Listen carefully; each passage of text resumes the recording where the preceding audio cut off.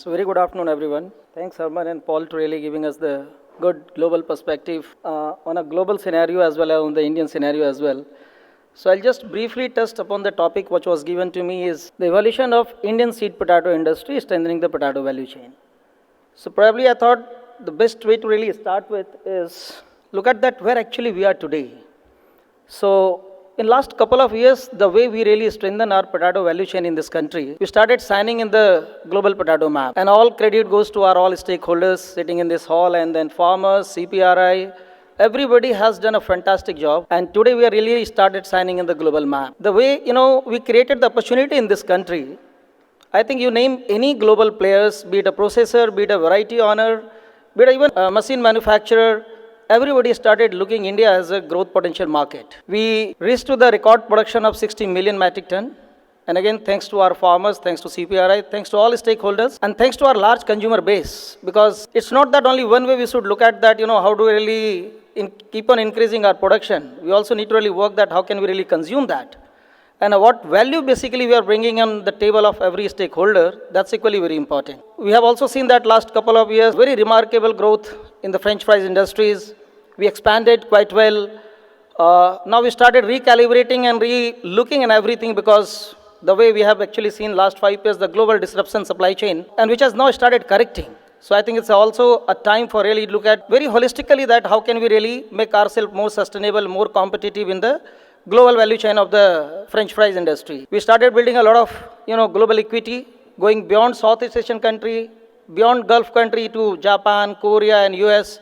And obviously, a lot of Indian players have started making a good inroads in those markets. Seed industry, as a result, also started slowly organizing.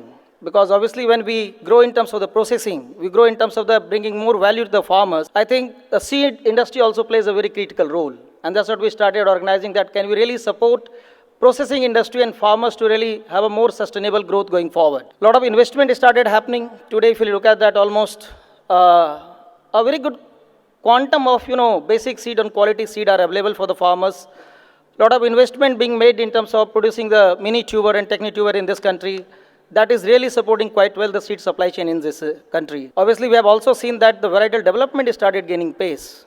If you look at the last 10 years, almost just a private players has imported more than 300 varieties in this country. Barring aside, I'm sure that CPRI would have also brought a lot of, new germplasm in their germplasm bank. But that's the kind of variety revolution we are talking about now. Obviously, the going forward, we are looking the way the things are changing. Probably, we need to leverage the digital strength, the digital, revolution in this country. Mechanization, precision farming, all those things we really need to look at in terms of bringing the sustainability into the potato production in this country. So if you really look at that last 25 years of the journey, because that will give you the lot of confidence and the way we actually grown in terms of the magnitude of potato value chain in this country is really remarkable. So if you look at in 2000 and 2025, our production has grown by 3x. And again, a lot credit goes to all the stakeholders, farmers. At that point of time, we were just 8% of the total world potato production, which has also grown by almost double. Today, we are contributing almost 60% in the total world potato production. Obviously, that time we were a little more basic. We wanted to feed our population in the country. We were more focused to really bring the staple vegetable to those, population in this country. So, larger focus was on the table varieties. And again, the CPRI stable varieties has done a remarkable job. But if you look at today, we are growing in all different part of the potato value chain. We are not confined to the basics. Now we are getting into the processing. Now beyond processing also start looking for that, how can we really have a product development driven processing? It's not only the French fries, it's not only the flakes, it's not only the chips. Can we really develop some better product which can bring more sustainability and more value to the stakeholders? If you look at, there are certain forces which has actually driven this kind of transformation. For sure, the potato as a crop has gained a lot of significance in this country. If you really look at the way the potato crop has really grown in this country, it is much remarkable than any of the crop in this country and even in the world also.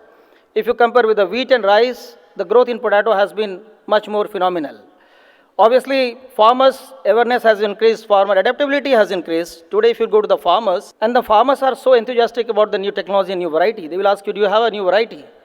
And that has a remarkable change came into the farmers' adoption and farmers' behavior, which is driving a lot at the revolution and lot of transformation at a basic ground, because ultimately the farmers who can drive the transformation much better than anybody else in this space. Processing started gaining pace, and hence varietal development started happening, and there was a lot of support from the government as well. So what are the noticeable outcome of the last 25 years transformation? Is that for sure the farmers' income started improving. We become a net exporter from the net importer. Just 5 years back, we were importing the French fries.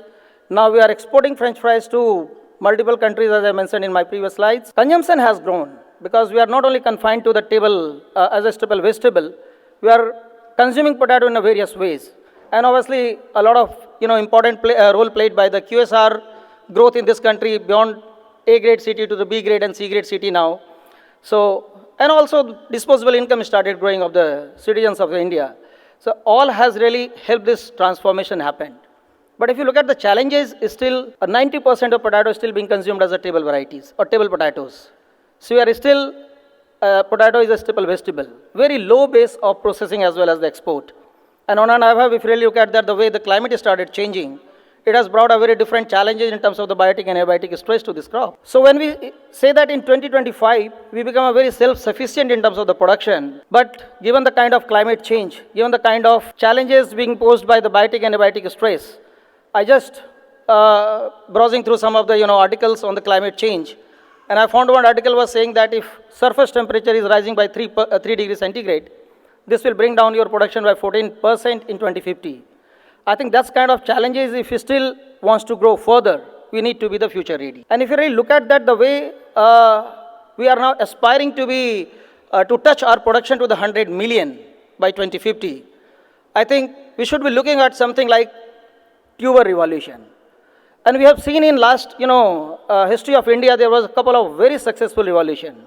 At some point of time post independence, we had a green revolution, we had a white revolution in terms of the milk.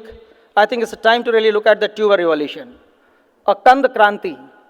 So when we say the Kand Kranti is not only about increasing your production to the 100 million, it is to strengthening the overall value chain. How do we really create a linkages or market linkages for the farmers? How do we really vertically integrate everything so that all the stakeholders should get a value of whatever the contribution they have in the value chain is very important. And that's what I thought, probably let's call out a Kand Kranti. We really need a Kand Kranti. But how do we really get into the Kand Kranti is we need to build a climate resilient varieties and practices. Because now in this situation, we really have to reinvent whole wheel, bringing the new varieties, changing the whole farming practices, probably changing whole supply chain practices to really bring the best on the table. We need to go global. We need to really harness the export potential, as Paul and even Herman has also talked about that. And as I told you that probably the product-driven processing segment, where we have to really look at that, because it's not the traditional will really help us anymore. And certainly we need a lot of government policy support of really reaching to this kind of production, this kind of strengthening value chain in this country. What will bring this on the table is, this will further stabilize the farmer income, and certainly this is going to ensure the food and nutrition security to the mankind in this world. So hopefully we all will be putting all efforts together to ensure that food and nutrition security to the whole world from our Indian soils. So if you really get into the seed part of the supply chain and value chain, if you look at that, pre-2000, we were largely dependent on the field selection or selection breeding program, which is still a very strong breeding tool. But I think that was not enough to really cater the requirement of the country the way we were actually growing in terms of the potato production. So in 2000, when Technico started this or brought this rapid seed multiplication program in this country, if you really talk about today in 2025, as we mentioned in my previous slide also, today we are almost producing 180 million of the Technituber or Manituber in this country. Despite, if you really look at that, the quality and everything has improved, but the gap of the quality seed is still very high. We still need a 1.1 million in a current production level if you really look at that. In terms of 2050, if you look at that, that will not be even enough. We need to really look at something like Gen G, because everybody started talking about the Gen G in every space. So hopefully that all these things we may still require to reach to the 100 million kind of production. A lot of players are required. We do not know what will be the gap finally at that point of time, because I can't really predict so much. But I certainly see that the seed replacement rate will go up, because given the kind of climatic conditions, given the kind of biotic and abiotic stresses, we need to get into the early generation, even earliest of the early generation seed now. What the good thing Technico has driven in last 25 years, that we established the early generation seed concept in this country.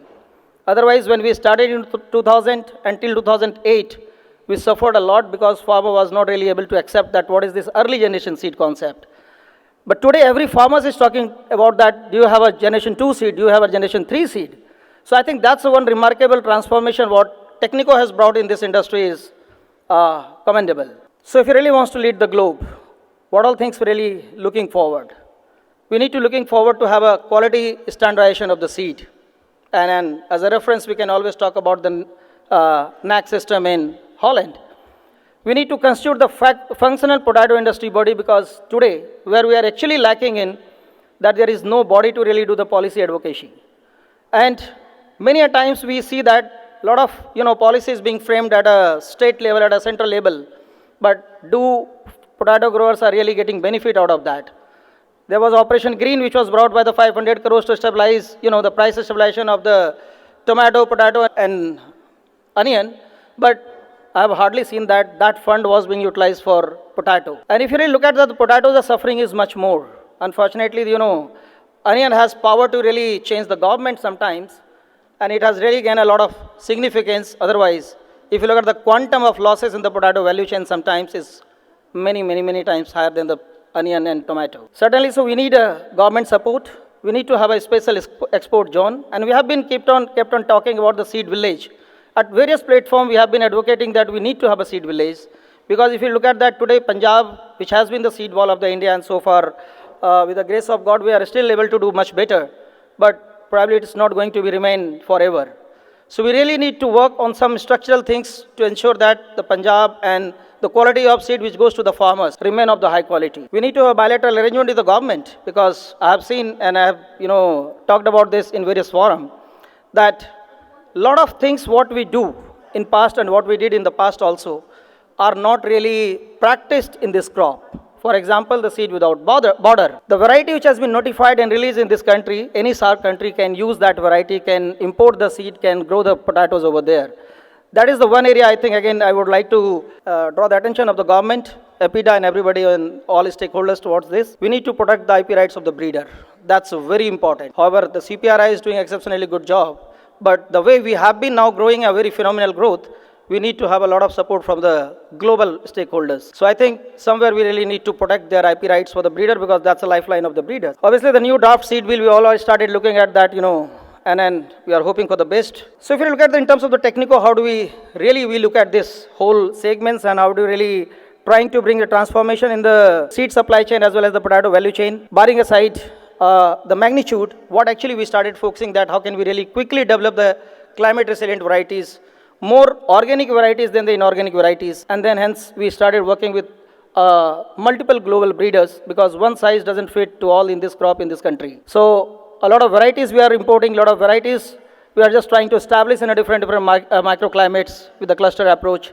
We are also looking at that how can we really partnering with the processing industries. So far we have been doing quite a good job, but going forward also we have to really be more future ready, more processors friendly, and then more potato growers friendly, so that at least we continue this momentum in this country.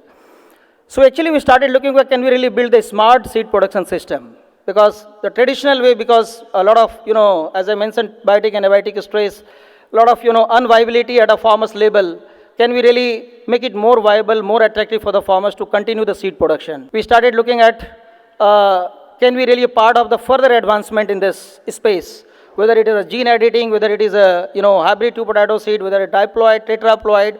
I think we need to really bring that, and we need to be part of that whole journey in that further technological advancement, not to be behind the world in any of the, because those time has gone where we really need to look at somebody to first success and then follow that. As you know that our presence is across the value chain in this country, and we used to call ourselves now as a global potato value chain player, because many countries we import our Technituber seed. So whether it is variety development to producing the quality seed, to maintain the quality of the seed, supplying seed to the, distributing the seed to the farmers, buyback, processing, you'll find everywhere the Technico and ITC is there. And this is my last slide, where I believe that the quality seed is the fundamental right of the farmers. Farmer first, people first. Thank you.